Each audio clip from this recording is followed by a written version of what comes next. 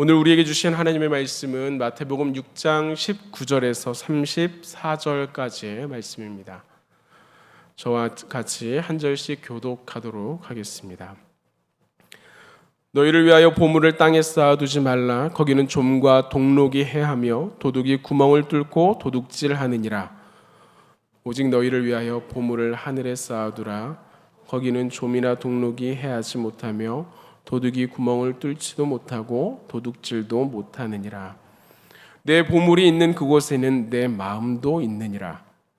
눈은 몸의 등불이니 그러므로 내 눈이 성하면 온 몸이 밝을 것이요 눈이 나쁘면 온 몸이 어두울 것이니 그러므로 내게 있는 빛이 어두우면 그 어둠이 얼마나 더하겠느냐. 한 사람이 두 주인을 섬기지 못할 것이니 혹 이를 미워하고 저를 사랑하거나 혹 이를 중히 여기고 저를 경히 여김이라. 너희가 하나님과 재물을 겸하여 섬기지 못하느니라. 그러므로 내가 너희에게 이르노니 목숨을 위하여 무엇을 먹을까 무엇을 마실까 몸을 위하여 무엇을 입을까 염려하지 말라. 목숨이 음식보다 중하지 아니하며 몸이 의복보다 중하지 아니하냐. 공중의 새를 보라. 심지도 않고 거두지도 않고 창고에 모아들이지도 아니하되 너희 하늘 아버지께서 기르시나니 너희는 이것들보다 귀하지 아니하냐. 너희 중에 누가 염려함으로 그 키를 한 자라도 더할 수 있겠느냐. 또 너희가 어찌 의복을 위하여 염려하느냐. 들의 백합화가 어떻게 자라는가 생각하여 보라. 수고하지 아니하고 길쌈도 아니하느니라. 그러나 내가 너희에게 말하노니 솔로몬의 모든 영광으로도 입은 것이 이 꽃 하나만 갖지 못하였느니라. 오늘 있다가 내일 아궁이에 던져지는 들풀도 하나님이 이렇게 입히시거든 하물며 너희일까 보냐. 믿음이 작은 자들아. 그러므로 염려하여 이르기를 무엇을 먹을까 무엇을 마실까 무엇을 입을까 하지 말라. 이는 다 이방인들이 구하는 것이라. 너희 하늘 아버지께서 이 모든 것이 너희에게 있어야 할 줄을 아시느니라. 너희는 먼저 그의 나라와 그의 의를 구하라. 그리하면 이 모든 것을 너희에게 더하시리라. 그러므로 내일 일을 위하여 염려하지 말라. 내일 일은 내일이 염려할 것이요 한날의 괴로움은 그날로 족하니라. 아멘. 이 예배 자리에 나오신 여러분을 주님의 이름으로 환영합니다. 하나님의 말씀이 하나님의 은혜가 하나님을 향하여 우리의 시간을 예비하고 우리의 마음을 준비한 여러분 가운데 충만하게 임하기를 주님의 이름으로 기원합니다. 얼마 전에 제가 인터넷을 통해서 한 가지 TV 프로그램을 보게 되었습니다. 제가 집에 텔레비전이 없다 보니까 이 프로그램을 접하는 게 조금 느릴 때가 있는데 저는 새롭게 보았는데 알고 보니까 이미 종영한 지가 꽤 된 프로그램이어서 여러분들 아마 잘 아실 것 같은데요. 연예인들의 집을 방문해서 그 집이 굉장히 어질러져 있는 것들을 정리해 주는 그런 프로그램이었습니다. TV에서 보일 때 화려하고 멋진 연예인들의 삶이라 여겨지는데 그들의 가정으로 그들의 삶으로 들어가서 보니까 그 집에는 굉장히 넓고 여러 가지들도 있고 다양한 것들이 있지만 그 반면에 그 이면에는 굉장히 많은 것들이 정리되지 않은 채로 차곡차곡 쌓여져 있는 것들을 발견하게 됩니다. 아이들의 물건 또한 부부의 물건들 예전부터 써왔던 것들 오랫동안 어떤 의미를 가진다라고 생각했던 것들이 한켠에 그 자리에 그대로 오랫동안 놓여 있는 것입니다. 물론 정리도 하지만 정리라고 하는 것이 이 집안일이라고 하는 것이 해도 끝도 없는 것이고 해도 티도 안 나는 것이라 이것이 하다 보면 지치기 마련이고 또 한 번의 텀을 놓치게 되면 그쪽에는 또 이렇게 막 쌓여가는 것이 집안일입니다. 맞죠? 저도 제가 집에서 청소를 하다 보니까 조금 게을러지면 거기에 쌓여있는 먼지가 보게 됩니다. 이게 잘 치우면 되는데 그때 이렇게 발로 쓱 밀어놓을 때가 있는데 그러면 그 자리는 누가 치우기 전까지는 굉장히 많은 것들로 가득해지는 것입니다. 근데 이런 일들이 그저 먼지에 지나지 않고 여러 가지가 놓여지게 되면 어디에 있는지 몰라서 또 사게 되고 있는지 알아도 찾을 수가 없어서 또 사게 되고 냉장고 안에는 이미 유통기한이 지난 음식들로 가득하고 심지어 어떤 연예인의 집에는 상해버린 음식이 그대로 있는데도 불구하고 그것을 저 안에서 꺼내지 못해서 한번 냉장고를 전체를 드러내야 되는데 그러지 못해서 들어있는 경우도 있었습니다. 그런 집들을 정리수납 전문가들이 들어가가지고 정리를 하기 시작합니다. 그 이야기를 들어보면 정말 어디서부터 어떻게 손을 대야 될지 모를 그 모든 것들, 그 많은 것들, 버리지 못하고 가지고 있던 짐들, 또한 이것들을 내가 어떻게 정리해야 될지 모르는 그런 짐들을 각자의 방법과 원칙에 따라서 이것을 구분해내고 물건의 위치를 재배치합니다. 하나씩 정리되는데 이 많은 짐들을 다 내다 버리는 것도 아니고, 그렇다고 무엇인가를 새롭게 사가지고 그 안에 뭔가를 채워 넣는 것도 아니고, 그저 이 안에서 버릴 것을 구분하고 정돈할 것을 정돈하고 그 분류를 나눈 것뿐인데도 집안이 완전히 바뀌어가는 것을 봅니다. 어떠한 기준으로 어떻게 이것을 바라보고 어떻게 이것을 정리하느냐에 따라서 같은 공간, 같은 집이 무엇인가 굉장히 복잡하게 쌓여있던 집에서 깔끔하게 정돈된 집이 된다는 것입니다. 이것을 보고 제가 굉장히 깜짝 놀라서 저희 집에 갔습니다. 나도 정리를 한번 해야겠다. 그래서 이렇게 한번 삥 둘러봤는데요, 그대로 마음을 내려놨습니다. 할 수 없겠다. 이게 쉬운 일이 아니구나. 저희 집에는 아이들이 3명이 있다 보니까 아이들의 물건이 굉장히 자잘한 것들이 많습니다. 그래서 이 아이들이 또한 이것을 어린 아이일수록 이것을 먹을 수가 있기 때문에 이것을 올려놓는 경우가 많은데, 그러다 보니까 책상 위에도, 책장 위에도, 냉장고 위에도, 어디 위에도 다 짐들이 올라가 있는데 이걸 어떻게 내리지? 몇 개 내려보다가 그 위에 있는 먼지를 만나면서 다시 올려놓는, 다음에 하자, 다음에 언젠가 할 수 있겠지, 이렇게 되는 것이 이제 우리들의 집의 모습이 돼버리는 그런 모습들을 보게 됩니다. 굳이 집까지 가지 않아도 우리 옆에 놓여 있는 가방들을 보면 가끔 어떤 분들은 이 가방에 도대체 뭐가 이렇게 다양한 것들이 들어있는지 모를 분들이 있습니다. 그분들도 알아서 오늘은 내가 정리를 해야지 하고 정리를 하고 나면 빼놓은 것이 꼭 그날 필요합니다. 내가 이거를 가방에 있었는데, 그래가지고 그 다음번엔 이걸 꼭 가지고 다닙니다. 이런 것들이 하나, 둘, 셋, 넷 늘어나다 보면 어느새 여기에는 버려야 할 것까지도 가방에 가득 들고 다니고, 이거 도대체 언제 쓸 거야? 라고 물어보면 언젠간 필요해 라고 해서 이 자기 몸집보다 더 큰 가방을 들고 다니는 분들도 있습니다. 집만 그럴까요? 우리의 가방만 그럴까요? 우리가 이렇게 복잡하게 살아가는 복잡한 이러한 일들에는 그 중심에 더 많은 영향은 우리의 마음 가운데도 정돈되지 못한 것들이 많이 있다라고 하는 것입니다. 온갖 것들로 가득 차 있어서 내가 앉아 있어도 누워 있어도 걸어가도 왼쪽으로 누워도 오른쪽을 바라보아도 그 생각이 우리의 마음에서 떠나지 않을 때가 있습니다. 너무나 많은 것들이 내 안에서 복잡하게 얽히고 설켜 있어서 잠을 자려고 누워도 잠이 오지 않을 때가 있습니다. 나로서는 이것을 어떻게 해결해 보고 싶은데 그 방법을 알지 못할 때도 많이 있고, 때론 이것을 내 삶에서 끊어내야 하는데 끊어내지 못하는 경우도 많이 있습니다. 그러다 보니까 점점 더 내 마음에 있는 이 고민과 복잡함이 늘어가는 것입니다. 그러니까 다시 말하면 우리의 마음도 정리가 필요하다라고 하는 것입니다. 무엇으로 채워져 있고 또한 우리는 어디로 향해야 하는가?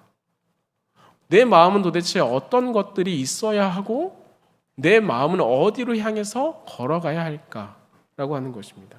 문제는 이 정리의 방법을 모르기 때문에 내 마음에 무엇을 남겨야 하는지, 나는 도대체 무엇을 좋아하는지, 내가 무엇을 바라는지, 내가 무엇을 붙들어야 하는지, 버리자니 아깝고 놔두자니 쓰지도 않을 것 같은 것들이 내 마음속에 이렇게 그득그득 들어있는, 버려야 하는 것을 알면서도 버리지 못하는 그런 모습들이 있습니다. 믿음에 관해서도 마찬가지입니다.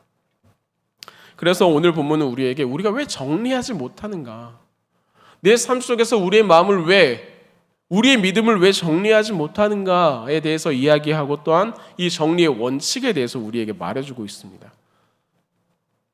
그 원칙과 이유와 방법의 가장 근본적인 것, 그것은 너무나 간단하죠. 우리가 너무나 잘 알고 있습니다. 말씀에 비추어서 오직 예수 그리스도를 통해서 오직 하나님과 동행하는, 하나님을 신뢰하는 삶이 되어야 한다. 우리가 이건 너무나 잘 알고 있는 것입니다. 그런데 이 정리가 제대로 이루어지지 않기 때문에 우리의 믿음이 자꾸만 흔들려져 나갑니다.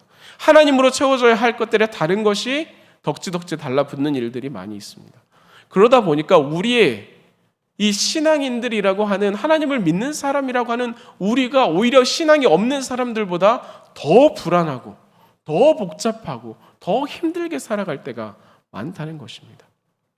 하나님 앞에서도 잘해야 되고 세상 속에서도 잘 살아가야 되고, 이럴 때도 이것도 해야 되고 저럴 때는 저것도 해야 되고, 교회 갈 때는 좋은 성경책을 잘 들고 가다가 또 오후에 누구를 만날 때는 이걸 가방에 잘 넣어서 안 보이게 해야 되고, 그것이 또 내 등에 짐이 되고, 우리의 삶 가운데서 어떻게 살아가는 것이 우리의 마음 가운데 필요한 것인가?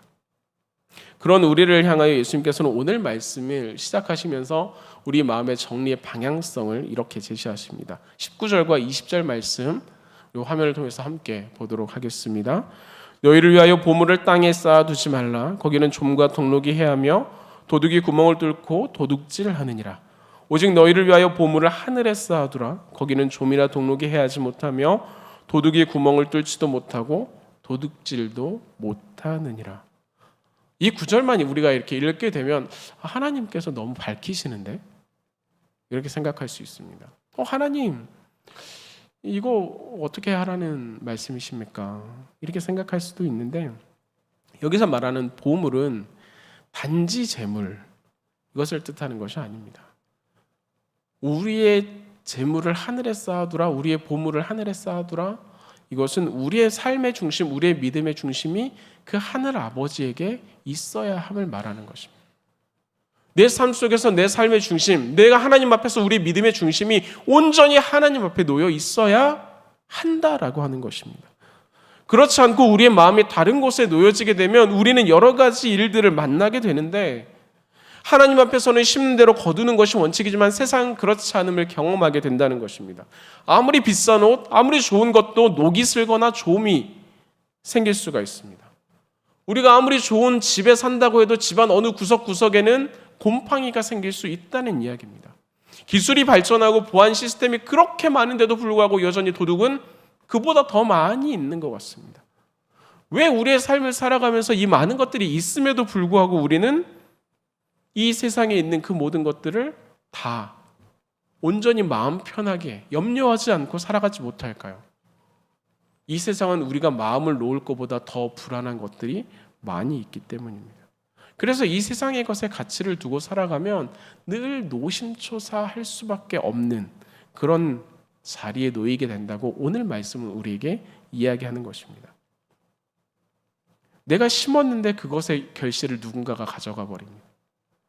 내가 여기를 위해서 수고했는데 그 결실이 어느 날 사라져 버려 있습니다. 내가 온전히 결실하지 못할 것임을 우리는 안다는 것입니다. 성경 그것을 세상은 그런 곳이라고 우리에게 말합니다. 그러니 거기에 우리가 수고하고 애를 쓰는 것은 내가 그것을 온전히 결실하지 못할 것을 알면서 노력하는 것이 된다라고 이야기합니다. 그러니 우리는 어떻게 해야 됩니까? 온전히 결실을 거둘 수 있는 것에 힘을 쏟아야 됩니다. 하나님, 너희의 보물을 하늘에 두라. 우리의 삶의 노력과 우리의 삶의 방향성이 하늘에 있어야 된다라고 이야기합니다. 그것을 따라서 나아가야 하죠. 근데 여기에는요, 성경이 말합니다. 오직 하나님께 두어야 한다고요. 우리의 마음을 하나님께 두어야 한다. 근데 이 오직이라는 단어에는 타협이 허용이 되지 않습니다. 이 오직이라고 하는 단어에는 두 가지를 병행하는 것이 허용되지 않습니다. 이 오직이라는 단어, 이 오직 하나님이라는 이 표현에는 우리의 마음을 둘로 나눌 수 없음을 전제하고 있습니다. 이를 본문 24절은 이렇게 이야기합니다. 한 사람이 두 주인을 섬기지 못할 것이니 호기를 미워하고 저를 사랑하거나 호기를 중히 여기고 저를 경히 여김이라. 너희가 하나님과 재물을 겸하여 섬기지 못하느니라. 왜 또 재물이 나왔습니까? 하나님, 왜 그러냐면요, 우리의 마음이 거기에 많이 쏠려 있기 때문입니다. 세상의 모든 것들은 그것이 가장 좋은 것이다라고 이야기하고 있기 때문입니다. 그러니 그것과 하나님을 대비하는 것입니다. 이것은 하나님이 아닌 모든 것을 포괄하는 이야기입니다. 재물이 될 수도 있고 명예가 될 수도 있고 어느 좋은 집, 차, 아니면 내 몸, 내 건강, 내 생각, 내 자존심, 내 명예 다 될 수 있습니다. 하나님과 그것을 겸하여 섬길 수 없다. 왜요? 오직 하나님만 예배해야 되기 때문입니다. 하지만 우리는 하나님을 믿지만 그럼에도 불구하고 그 이외의 것들이 좀 있으면 좋겠다라고 생각합니다. 왜냐하면 매일 달리기 하는 사람이 있다고 생각해 보면 그에게 운동화가 하나만 있는 것과 운동화가 2개가 있는 건 전혀 다른 이야기입니다. 번갈아 신을 수 있다가 아니라 운동화를 신고 달리기를 하는데 비가 오면 신발이 다 젖어서 그 다음날 신지 못하고 뛰지 못하게 되는데 하나가 더 있다면 나는 그 여분으로 내일을 또 뛸 수 있는 그런 하나의 방편이 된다 여기기 때문입니다. 그러니 내가 하나 더 있으면 내 문제를 조금 더 해결할 수 있지 않을까? 하나 더 있으면 내 마음이 조금 더 편하지 않을까? 내 문제를 조금 더 수월하게 풀어갈 수 있지 않을까? 이건 너무나 당연한 이야기입니다. 그런데 이것을 사람을 대비해서 관계를 대비해서 생각해 보면 이거는 참 속상한 이야기가 됩니다. 어릴 때는 우리의 부모님이 슈퍼맨인 줄 알 때가 있습니다. 나를 들어주는 그 아버지의 힘이 세상에서 가장 세다라고 여깁니다. 나를 들고도 열심히 달릴 수 있는 아버지의 스피드는 어느 것보다 빠르다라고 여길 때도 있습니다. 무엇이든지 잘 만들어서 종이 비행기를 멀리 날리는 아버지의 기술은 나를 가장 즐겁게 하는 것이 됩니다. 엄마가 만들어준 그 음식에 굉장히 즐거워하고 맛있게 먹는 아이들은 우리 엄마가 최고다라고 이야기합니다. 그런데 어느 날 이 아이들이 엄마가 하는 이야기에 대해서 엄마는 모르잖아. 엄마는 이것도 몰라. 라고 이야기하기 시작하면 이 마음이 조금 상해집니다. 아빠는 못해. 아빠는 능력이 없어. 라고 말한다면 그만큼 마음이 우울해질 때가 없는 것 같습니다. 그런데 이 아이가 거기에서 그치지 않고 우리의 부모님은 안 된다고 여겨서 옆집에 가서 제발 나에게 한 번만 도움을 주세요. 제발 나를 한 번만 사용해 주세요. 제가 열심히 할게요 라고 하는 모습을 바라본다면 그것을 바라보는 부모의 모습은 어떨까요? 마찬가지로 우리가 다른 것에 마음을 두는 것, 우리가 온전히 우리의 마음을 두어야 할 우리의 마음 가운데 역시 최고야 라고 생각했던 그 하나님에 대해서 하나님은 안 되니까요. 저에게 하나가 더 필요해요 라고 말하는 것은 그 하나님에 대한 신뢰가 흔들리고 있다는, 아니면 그 믿음이 작다는, 오늘 예수님께서 말씀하신 것처럼 믿음이 작은 자들아라고 말하는 것처럼 때로는 믿음이 없는 모습일 수도 있습니다. 내가 착각하는 걸 수도 있습니다. 나는 믿음이 있다라고 말이죠. 그렇기 때문에 우리의 삶은 정돈되지가 않는 것입니다. 하나님을 신뢰함이 부족하기 때문에. 그런 우리에게 하나님께서는 한 가지 질문을 던지시는데 27절은 뭐라고 말씀하시냐면 누가 염려함으로 그 키를 한 자라도 더할 수 있겠느냐? 누가 염려함으로 그 키를 한 자라도 더할 수 있겠느냐? 그거 많이 먹으면 됩니다. 많이 먹는다고 가능할까? 예전에 어느 기사를 보니까 쌍둥이가 어렸을 때부터 헤어져서 아예 다른 대륙으로 입양되어 보내진 아이들이 있습니다. 근데 이 아이들이 20대 중반이 되어서 알게 되어서 만나게 되었는데 환경이 전혀 다르고 먹는 것이 전혀 다르고 살아가는 자리가 전혀 달랐음에도 불구하고 이 쌍둥이의 얼굴의 형태나 키나 체격이 굉장히 유사한 것을 볼 수 있었습니다. 반대로 쌍둥이 아이들을 같이 키우지만 그 아이들의 골격이나 형태가 다를 때도 있습니다. 어찌 우리의 환경이 이 모든 것을 결정한다라고 이야기할 수 있을까? 누가 무엇으로 이것을 해 나갈 수 있는가? 이것을 위해서 굉장히 많은 키를 키우는 것에 대해서 많은 연구가 있죠. 뭐 이렇게 다리 부분에 어떤 수술을 하는 그런 일들도 있고. 하지만 여기에 대해서 근본적으로 그 키를 키우는 것들, 염려함으로 가능할까? 이게 그런 염려를 많이 하면 할수록 키가 커지나? 그렇다면 여러분, 저는 한 2m쯤 돼야 됩니다. 저는 이 키에 대해서 기도 제목을 그렇게 많이 냈거든요. 한 2m쯤 됐어야 돼요. 근데 하나님께서 저에게 지금이 적당하다 이렇게 말씀해 주시고 대신에 키 큰 분을 만나게 하셨어요. 네, 염려함으로 되는 게 아닙니다. 근데 세상은요, 우리에게 이 염려에 대해서 뭐라고 말하냐면, 가만히 있으면 쌀이 나오니? 가서 노력을 해야지, 수고를 해야지, 네가 그렇게 가만히 있으니까 안 되는 거야 라고 말합니다. 노력하고 힘쓰고 애쓰면 그것이 가능해. 그래서 사람들은 어떻게 합니까? 끊임없이 노력하고 애쓰고 수고합니다. 나를 쳐서 복종하게 합니다. 키 큰 사람도 작은 사람도 더 가진 사람도 덜 가진 사람도 많이 하는 사람도 배고픈 사람도 배부른 사람도 다 염려하고 고민하고 노력합니다. 끊임없이 채찍질하고 끊임없이 이야기합니다. 어린 사람부터 젊은이, 아니 어른, 노년에 이르기까지 염려 없는 사람 한 명도 없이 다 그 자리에 살아갑니다. 왜요? 다 노력하고 살아가는데, 다 염려하고 살아가는데, 다 수고하면서 살아가는데 왜 이 염려 없는 사람은 없을까?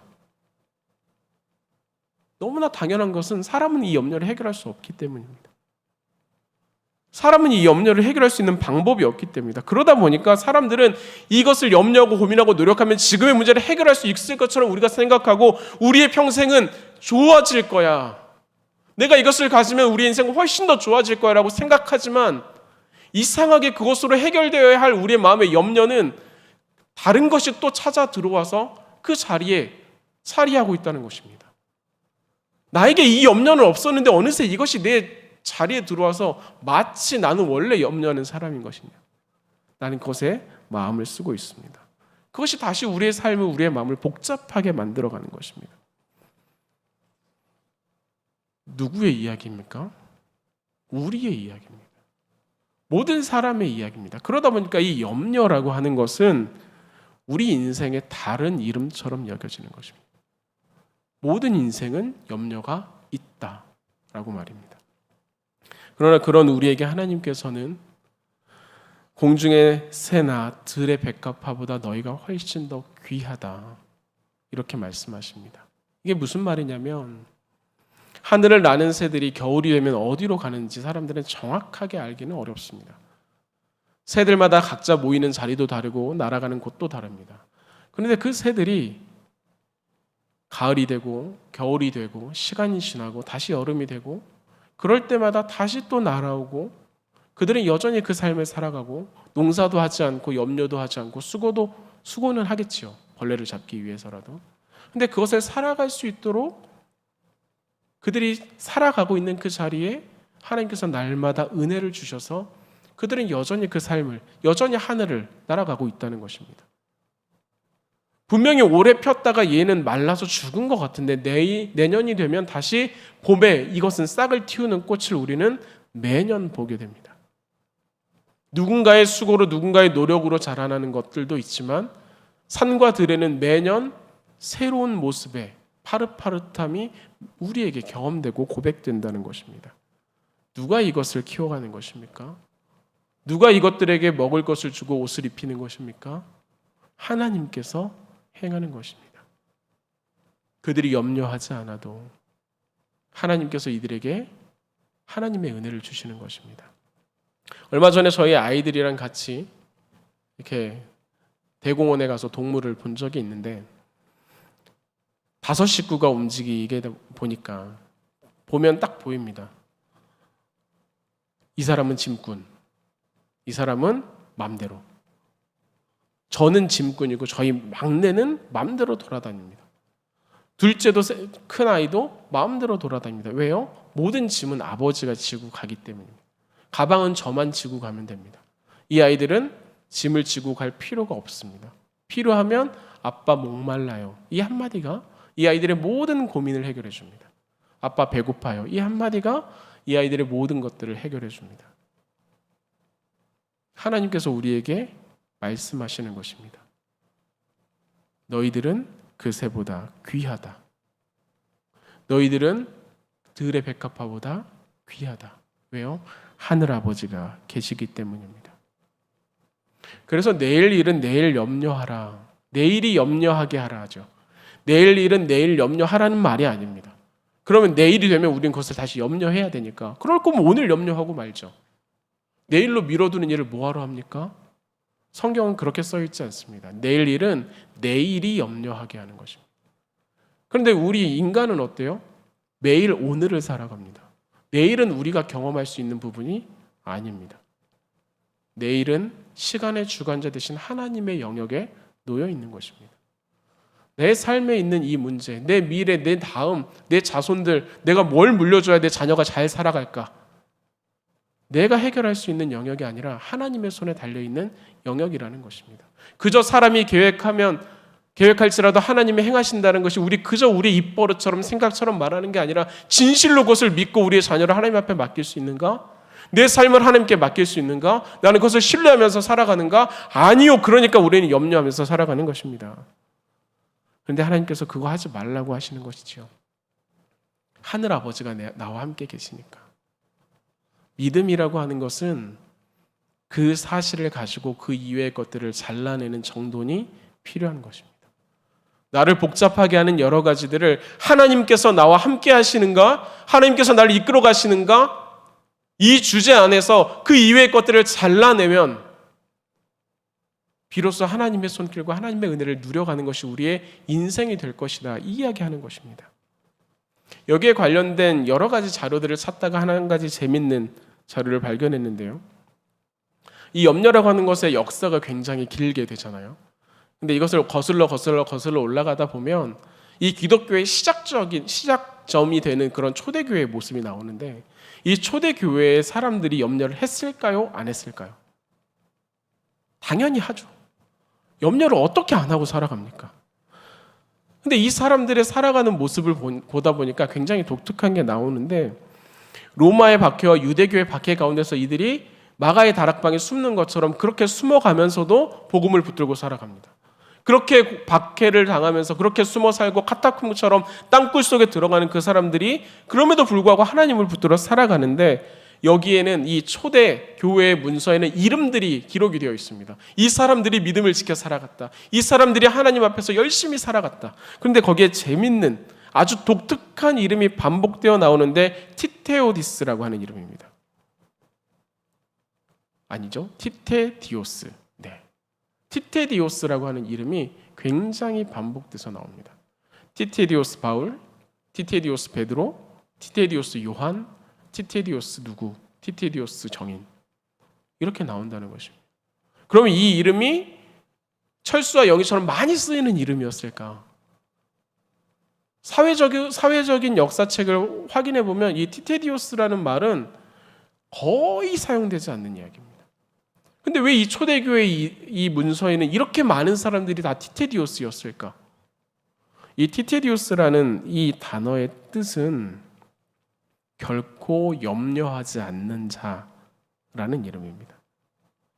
유대교의 박해 속에서, 로마의 박해 속에서 내가 삶을 살아가면서 나의 마음을 어렵게 하고 내 삶을 짓누르는 이런 일들 가운데서 하나님, 이 염려가 나를 짓눌러서 이 염려가 나를 너무나 두렵게 해서 내가 오늘을 살아갈 수 없는 그런 연약한 지경에 놓여 있지만 하나님, 하늘 아버지가 나와 함께 하시니 나는 이제부터 결코 염려하지 않겠습니다.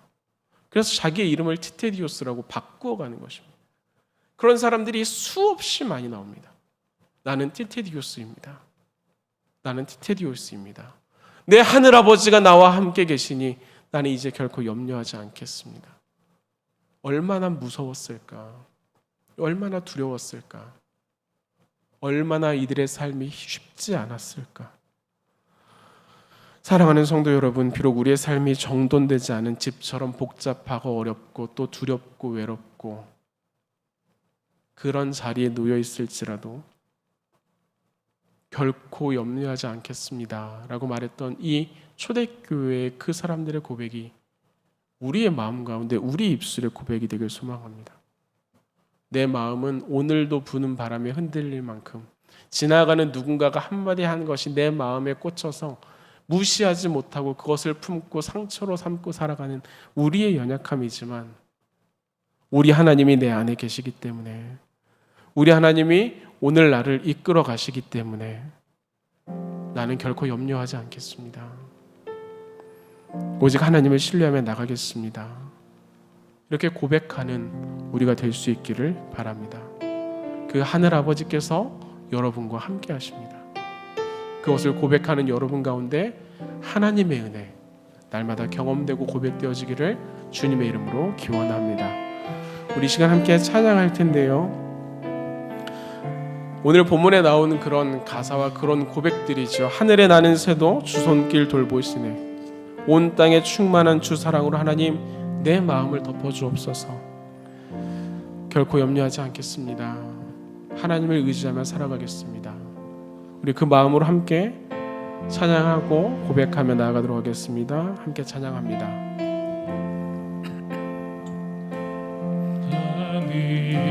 하늘에 나는 새도 주 손길 돌보시네. 온 땅에 충만한 주 사랑으로 내 마음을 덮으소서. 주 나를 부르셨네. 주의 영광 위에 모든 사람이 크소서. 주의 영광으로 주 말씀 향하여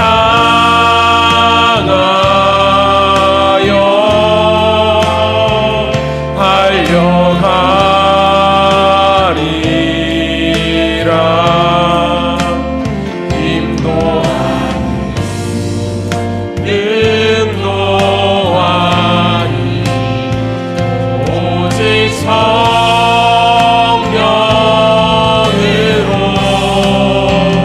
주 얼굴 향하여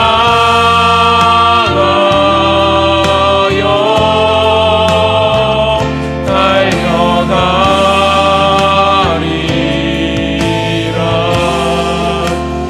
오 주의 영광 안에 살게 하라. 다시 한번 고백하며 나가지요. 하늘에 나는 새도